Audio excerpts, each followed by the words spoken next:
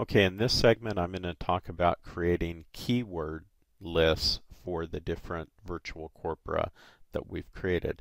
This is a really useful thing to do because if you're a teacher, for example, and you're going to be having a reading unit dealing with a particular topic, you want to be able to show the students what the words are that they're going to need for this particular topic.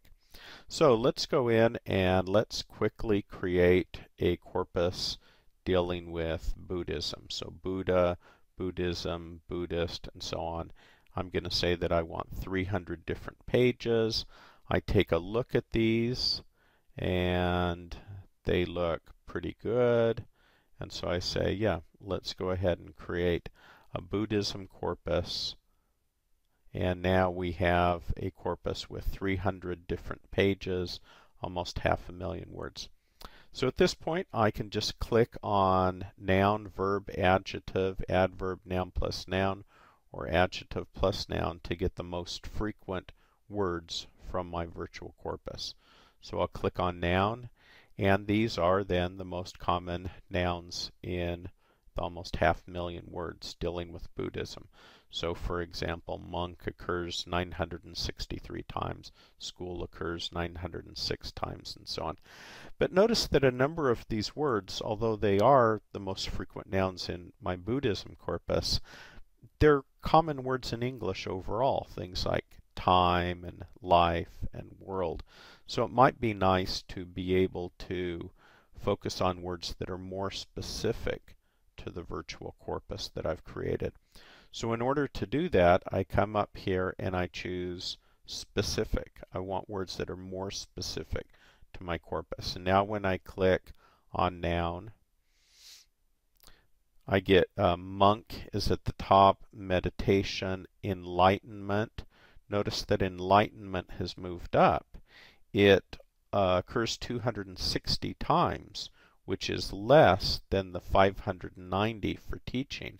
The reason that it's moved up the list is that although enlightenment is used a lot in the Buddhism corpus, it really is not used in Wikipedia overall all that much. So it's a relatively frequent word in my Buddhism corpus.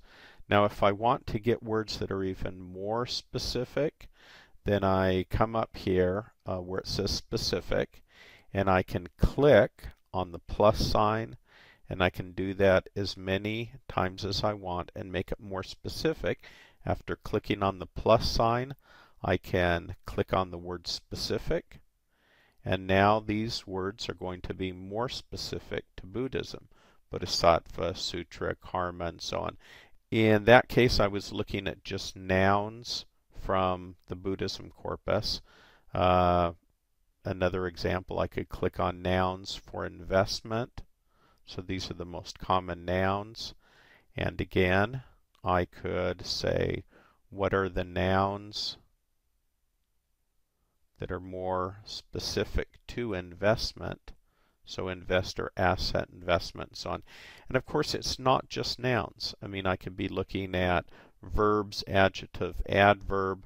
So dealing with investment, I could say what are the most frequent noun plus noun sequences: hedge fund, investment bank, interest rate.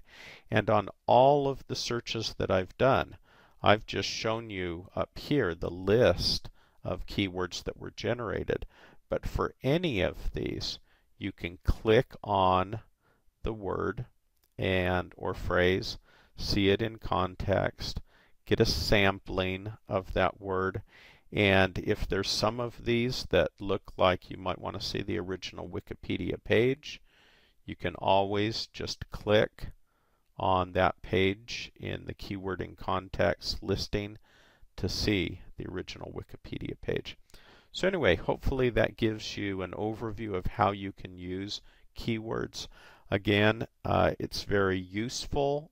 It's a very useful feature for teachers to be able to provide lists for students, or just for people who maybe are learning English and want to know what the words are that they should know for a particular domain.